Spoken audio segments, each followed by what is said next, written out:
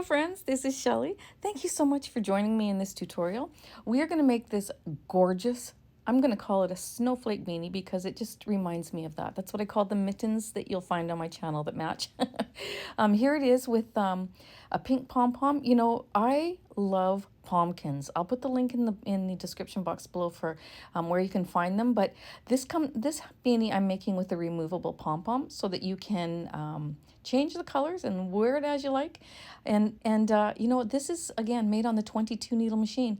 I either used Bernat Premium in white or Loops and Threads in white. I had a ball in my drawer and the label was ripped off. So sorry, I can't tell you exactly what it is, but it's a 4-weight yarn. You can choose your favorite yarn. Here it is with a pom-pom that I made with just regular black and white yarn using my Clover pom-pom maker. And then here it is without a pom-pom. So you have that option as well. And it's just absolutely beautiful. So yes, you can make beanies on your 22 needle machine. Here it is with another color of pom-pom, and I folded up the brim. So look at the options are so great with this little beanie. I love it. Okay, so check out my channel because I have these mittens that are also on using the same pattern, and it makes a beautiful, beautiful set. So friends, grab your 22 needle machine and your yarn of preference, and let's get started on this beautiful, beautiful project. Please don't forget to hit that like button and subscribe if you haven't already. I'd appreciate that. And share my video in different groups that you're a part of so that you can get my channel out there a little bit more too. So thank you, my friends. I appreciate your help in that, and I hope you enjoy this tutorial. All right, my friends, if you are ready, I am ready. We're going to bring our last white and our first black needle in line with our yarn feeder. We're going to start with waste yarn. So choose a color that is contrast to the working yarn that you're going to use. You can easily find your stitches later when we close the ends.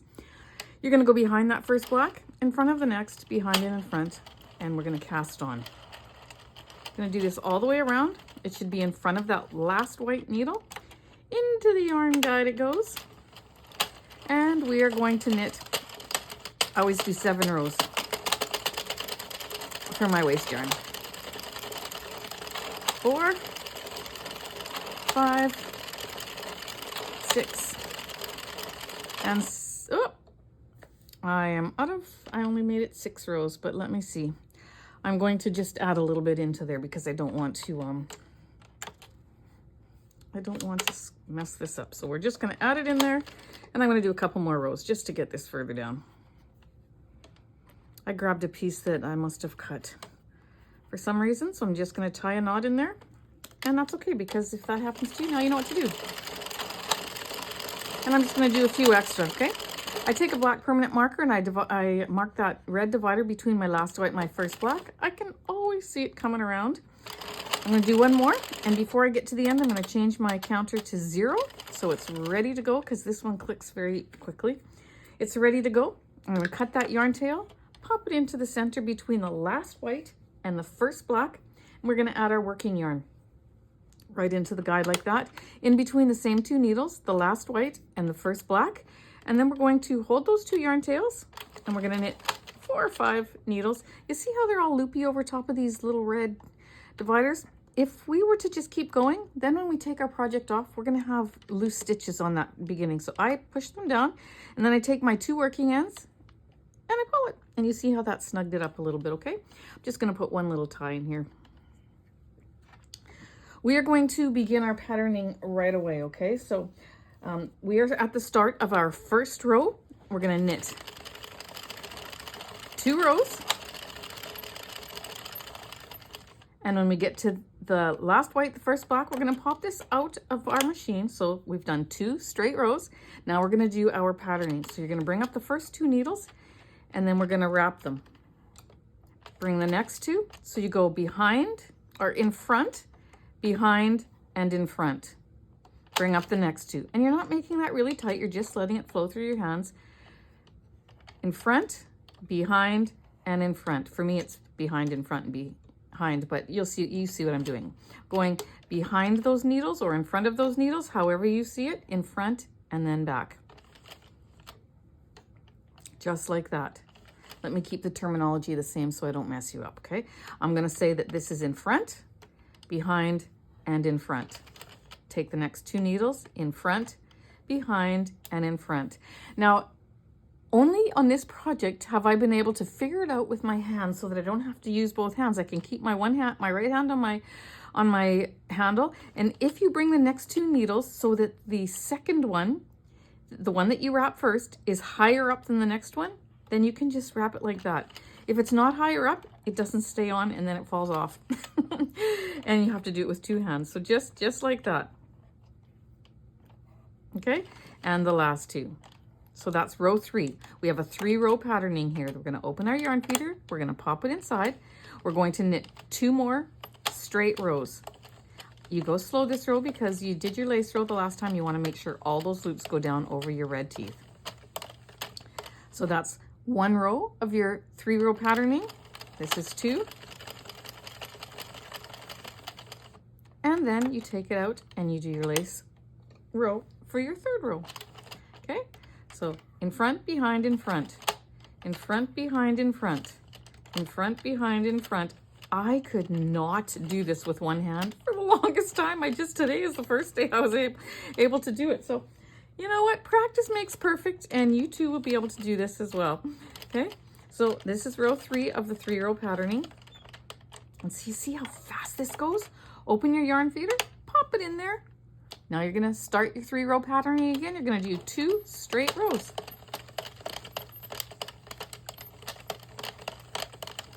That's 1 and 2. This is row 8. Every lace row is on a multiple of 3. So now I'm going to start row 9. So I know I'm doing my lace row. Okay, just like this. And I'm letting it slip through my fingers. I'm not pulling it tight. I'm just letting it do its thing. This is so much fun. Okay, just like that. Into the yarn guide. Now I'm going to do row 10. Up it down if you need to. 11. And 12. You getting the idea? Okay, you're going to do that 25 times until you have 75 rows of patterning. Okay, so it doesn't actually take that long. So I'm going to now knit my 2 rows. That's 1. This is 2. And I'm going to do my 3rd row of patterning, which on my counter is going to be row 15. Just like this. And you're going to continue around until you get to row 75. And when you get to row 75, you come back and see me and we're going to finish off. Fun, fun, fun. Loving it.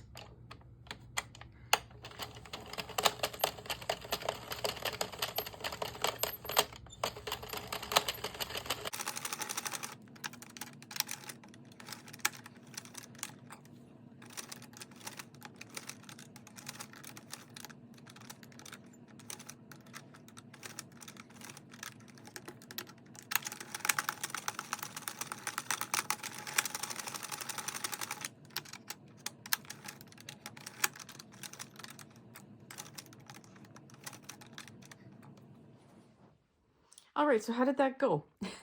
Good, I hope. So this was 75, row 75. I just finished my last lace row. And now we're going to just knit 2 rows of straight knitting. This is 1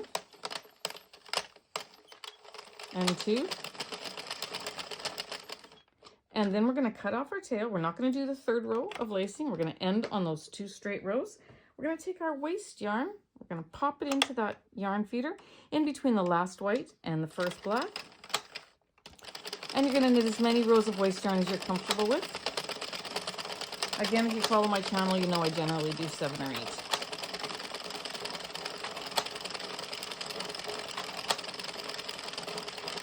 6, 7, and I'll do 1 more.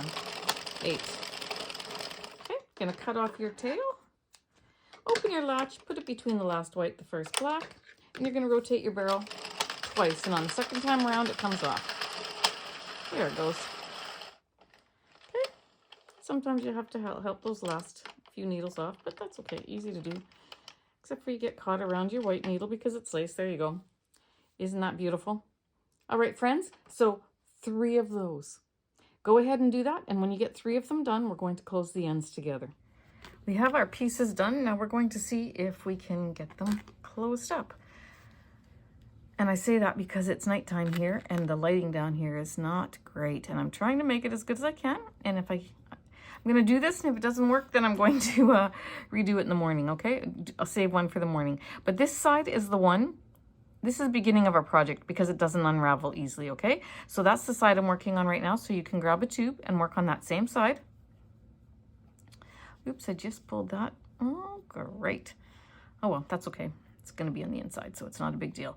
We're going to take a look at our waste yarn, and the loop that it's coming through, this one right here, is where we're going to put our first bobby pin, our first stitch marker. Right to the left of it, you'll see your working yarn coming out, and that loop right beside it there is the one you're going to put for stitch 22. I'm going to tuck that little loop down in the bottom there. When I stretch out my work, I'm sure it will fall back into place. I haven't done that yet.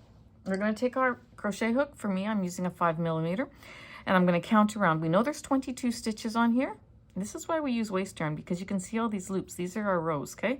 And we're going to count 1, 2, 3, 4, 5, 6, 7, 8, 9, 10, 11, and 12 are the very edges, as the very edge on this side. So I'm going to go under 12. Count that as number 1.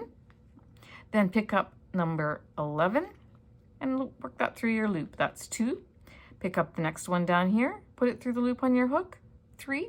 Go up to the top, pick up that next stitch, put it through the loop on your hook. That's 4.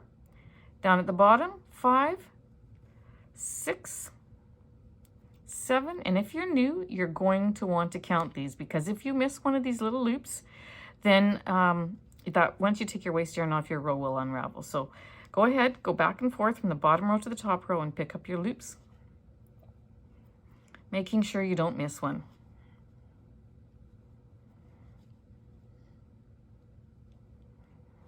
Okay.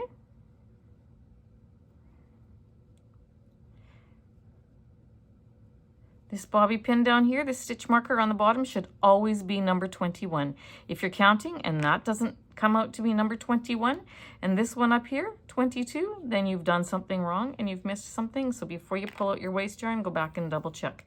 I'm going to yarn over, pull it through, tighten that off. And then for this one, all we got to do is roll up the edge. This one I had to add because I ran out of waste yarn. Roll up the edge and pull that top row out. Okay, go around a few stitches past, pull that out. I pinch the stitch and I pull the top row. So I'm going to go 5 or 6 stitches over. You see that where it's underneath that loop, pinch that loop and pull the line. I'm going to do that all the way across the first row, almost there. Just like that. Then you can go ahead and unwind your waste yarn. I generally roll this up as I take it off, but this one's going to the garbage. It's been used enough. Okay, that's the one side, and there we go. Have that beautifully finished. Let's go to the other side. Okay, we're going to find our waste yarn, and the loop that's coming through is the first one that we're going to put our stitch marker in. Then you're going to go grab this working yarn tail, and when you pull on this, the loop here is attached to this working yarn. That's number 22. Always make sure that your tails are outside of your work, or you'll sew them inside and you'll have to undo it to find them. Okay, so we're going to do the same thing. We're going to count around to 11 and 12. 1, 2, 3, 4, 5, 6, 7, 8, 9, 10, 11, and this is 12 right here.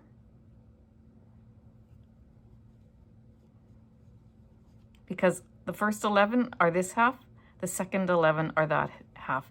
And so 12, then go under 11, bring it through down to the bottom here. Essentially that's 13 and 10, 14 and 9, so to speak. And you just keep going like we did the other one, and we close it off. I like doing this actually. Closing tubes is fun.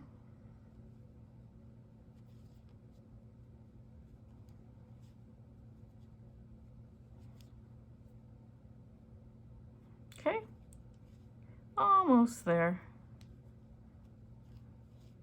I can't wait to see this beanie done because I didn't make one ahead of time before I did this video. Well, all I did was make one tube to see how long I needed to make it, because with the lacing, you don't need as many rows than as if you're doing a panel for a 22 needle beanie. Because this stretches, you don't need as many rows, okay? So I just did one panel to figure out my sizing, and now I'm making this with you, so I'm excited about it. I'm gonna take that top row, and you're gonna pull it out, making sure this doesn't get all caught up. Okay, pull that out. There you go. And you do that to all of your tubes. And then when you get that done, when you get your ends done, then I want you to stretch these widthwise, because we still haven't done that, and lengthwise. Get all those rows in order and lined up and beautiful. There you go. Isn't that absolutely gorgeous? Just think it's just beautiful. Okay, so do that to all 3 of your tubes, and I'll see you back. Okay, we've got them done, and they're beautiful. Friends, I just had a freak out session. Here I'm looking down, and there's this big centipede like crawling very close to me, and so I screamed for my husband. I said, "Get down here with something." I'm a Saskatchewan girl, so I grew up in the prairies. I've seen bugs, but I do not like them that close to me. Nope, not gonna happen. Okay, so we're gonna take 2 of our pieces, and we're going to line them up on the side like this, okay? Doing the mattress stitch is hard. It's going to be hard with these 2 panels because they're lace. They're all lace. And so it's hard to find a row, but it's possible. Anything is possible. So you're going to find the edge there where the wide part of your stitch is going to the left on both sides. So see here, there's a point there. So I'm going to just give that one little rotation, just like that. And friends, we can do it. You're going to put a long strand on your needle, and we're going to go up to the top here, and I'm just going to take that first, just like that, see? That first stitch. Bring my yarn tail through. You have to have one that's long enough to do the length of your project. Leave a little tail there so you can tie it, but now we're going to begin our mattress stitch. So I'm going to go across to this side. I'm going to pick up that first bar there and the second one and go through. If you go offline on this one a little bit, it's not going to matter as much because I'm going to get these tails out of the way. Because of the lace, you're not going to see it. It's not as crucial as if you were doing a knit piece that's straight knit, okay? So, but you still want to do your best to stay on the row. It's not impossible, okay? So I'm going to pick up 2 bars on this side.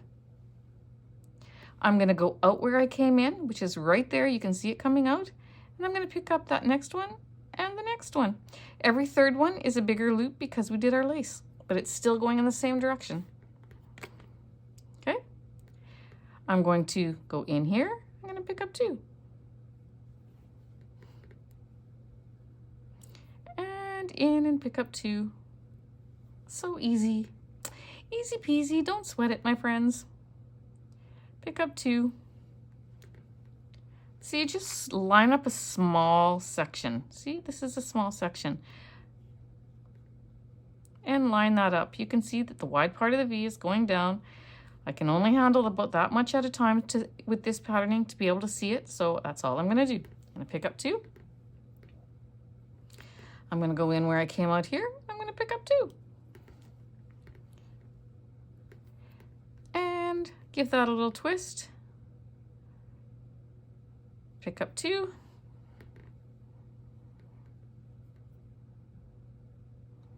And 2. How did that thing get in my house? Oh my goodness. I guess because it's cold outside and it found its... I don't know. Like, ugh. Oh well, I'll live. I'll just be watching my feet because...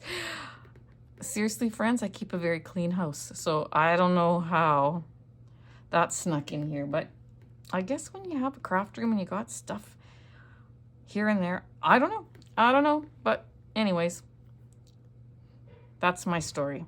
So I'm going to continue on down, but I'm going to stop right here just to show you when you get to a certain point, you're going to pinch the top and you're going to just pull on that. Or you can just grab both ends just like that and pull on it and see how that just, it's absolutely gorgeous. Just gorgeous. Because it's lace, it looks like it's one big piece. So I'm going to continue that all the way down. And when I get another section, maybe about that long done, I'll pinch here because that's where I left off, and I'll pull and I'll tighten it again. And I'm going to go all the way down to the end. And when I get to the end, I will meet you back and show you what it looks like. Take your time, have fun. I'm taking my time. See, I'm just going to turn up a little section where I see those.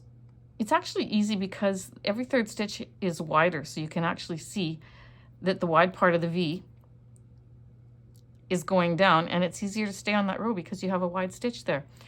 So there you go. Line that up, and I'm going to continue on my merry way. All right, friends, enjoy the process, and I'll see you in just a little bit.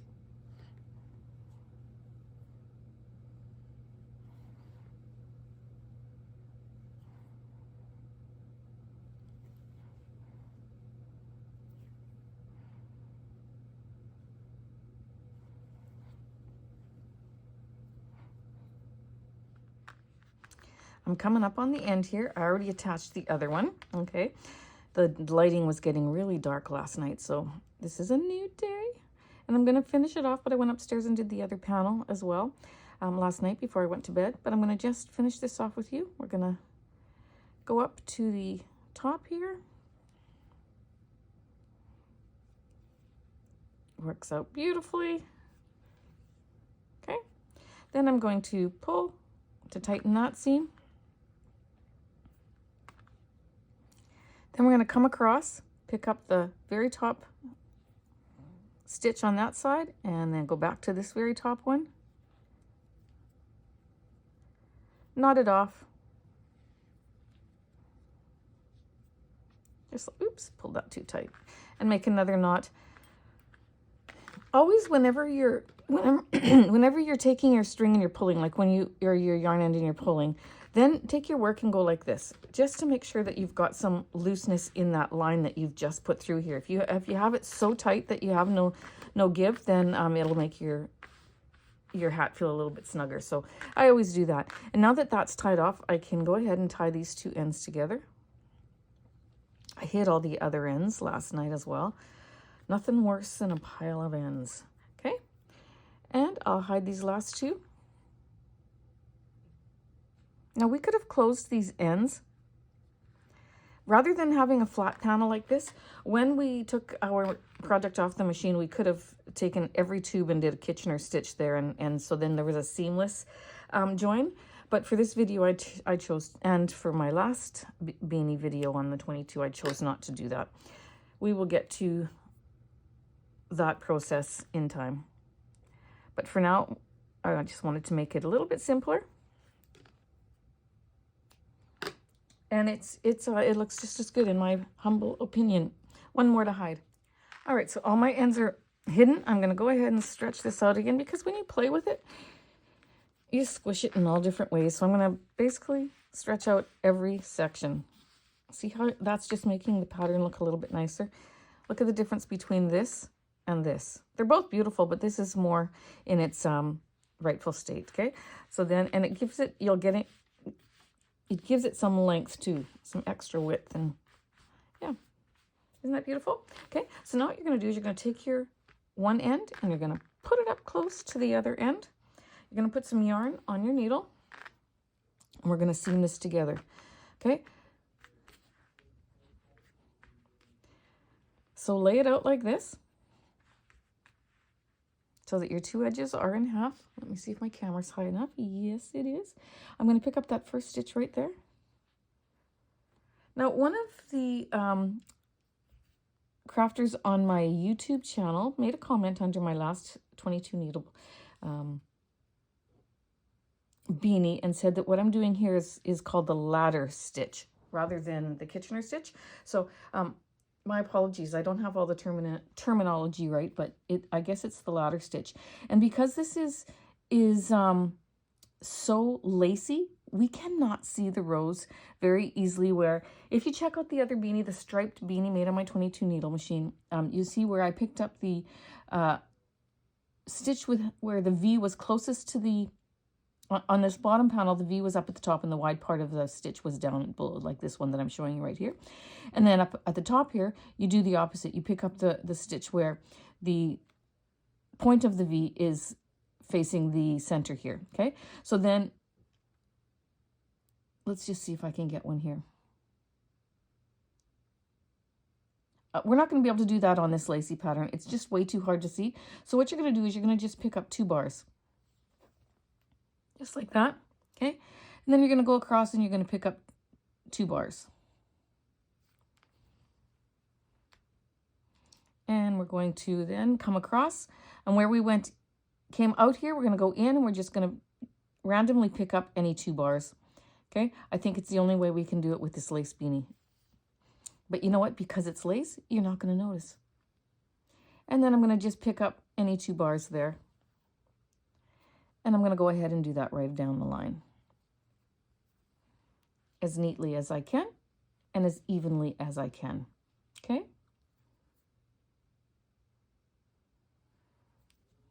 So I'm not following the technique perfectly, obviously. It's not possible with this. I mean, it's probably possible, but it would be very hard to get that perfect. So I'm just going to do the best that I can. And if you can see a perfect row just like that, then go ahead and pick it up. And we are just going to keep picking them up evenly across the row. Now, I am not worried, again, that we are not following the exact way that we should, because of the way this lace pattern is. It's very hard to see. So just do the best that you can. And again, we could have easily closed each of these tubes individually with the Kitchener stitch when we started, but I chose not to do that for this project. And you know, there's more than one way to do it, and this is one way that I just decided for this particular pattern. It's so lacy that you can't see a seam anyway, so it works out perfectly. Now this looks really narrow, but it's gonna fit beautifully.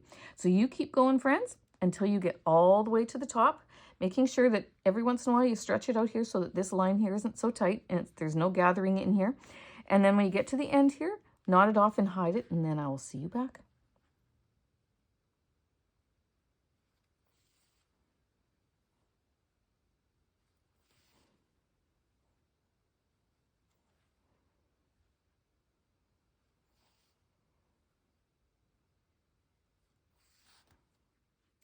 I've made it up to the top. I just got to do the last side here. Then I'm going to take the yarn tails on both ends and pull that. Then what you're going to do is you're going to just stretch it again this way so that there's, again, no gathering. I'm going to take that yarn end and I'm going to grab the edge of this one tube and the edge of the other. This is a very long tail. And we're going to seam them up so that they're straight, just like that, okay? One more time.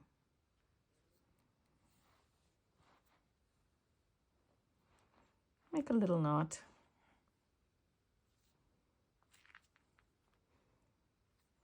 And one more knot to finish it off. And go ahead and hide that tail.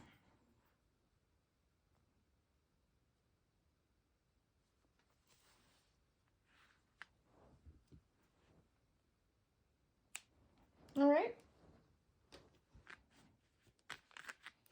So there we have our piece. We've got one end here and one end here.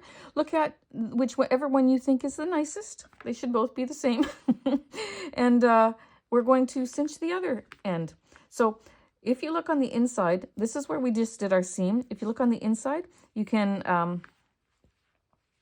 see those stitches. So that will be the inside of your beanie, okay? Turn this inside out. So there is a nicer side to the seam, and it's not this side. This is the inside, because you can see where those two edges come together. Okay, and so that's the inside, and we're going to sew up the top from this particular side. I'm going to put the yarn on my needle. I'm going to grab my little I forget what this thing is called, but I order Pom-kins, and I'll put the description in the link below. It's for removable pom-poms, but this is the guide that helps us to leave the opening wide enough so that we can fit our removable pom-pom in there, and I will show you that after we're done this. So we're going to go to our seam. You're going to tie your yarn on, just like that. You can do a double knot if you like. I'm going to hide this tail eventually. But we're going to just go into the very top, that very top piece there. And we're going to just weave in and out.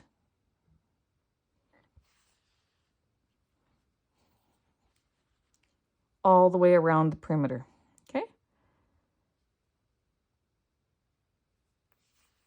You don't have to be particular as to how many stitches you put in between. You just want to make sure at the top rim. I'm doing 2 or 3, but it doesn't matter. And we're going to continue our way around.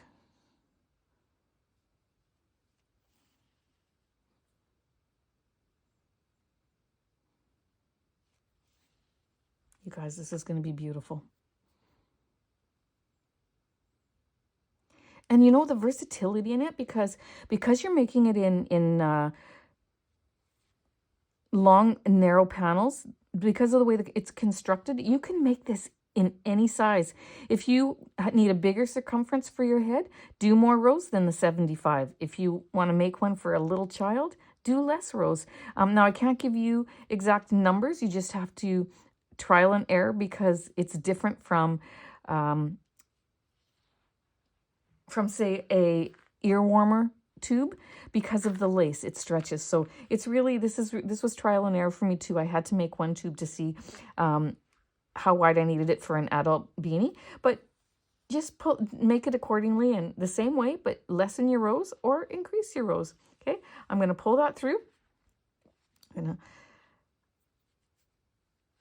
stick my finger in there just to smooth it out along the edge as much as I can. Then I'm going to stick that little guide in there, the cinch guide. I think that's what it's called. You're going to put that in there. And with that cinch guide in there, and it comes free with your Pom-kins, you're going to go ahead and tighten around that top row. Okay? And our beanie is beginning to take shape. Almost done. Be sure and check out the mitts that I have made in this same pattern that match this beanie. Oh, so beautiful. And I don't say that in a bragging way. I say that just because they really truly are beautiful. And the ones that you make will be just as beautiful. So check out that pattern. I'm going to now knot this off.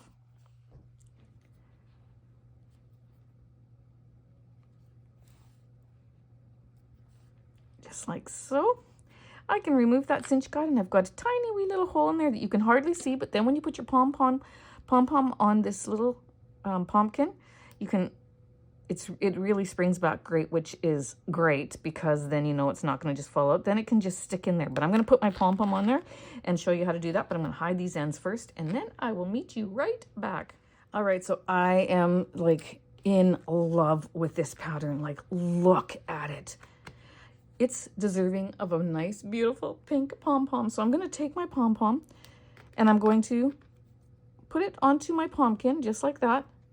And then I'm going to twist it on one more time, pop it into the middle of that pom-pom.